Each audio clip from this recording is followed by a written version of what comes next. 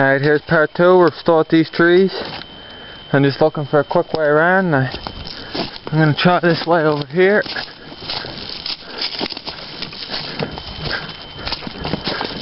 We'll go around this way. And the river's just over there.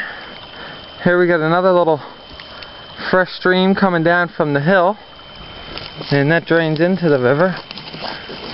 You'll see here in the ground there's some type of silver there all on top of the dirt. I don't know what that is. But we're just going to cross here and go back to our river over here.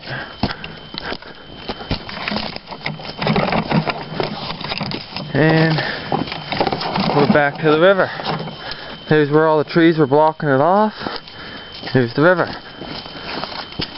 And we're going to go up this way.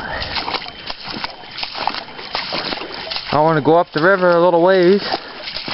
And there's a few questions I'd like to know about. And I'm sure you experts out there can answer for me. Bunch of sand there coming down over. Appears to be all black. I'll try that on my way back with my magnet. Alright, we're gonna head up here. You'll see the river gets quite deep here. I'd say she's about 5 feet deep there in the middle. I'm gonna go up and around here. I don't want to fall into that. And again, all the sandbars there. We're gonna go up. And we'll come down in right here. No, she's a little deep there actually. Alright. Here we go. We'll come down right here. There's the sandbar I was talking about. You'll see the sand up there. Peeking through the rocks. Alright. Continue on upstream.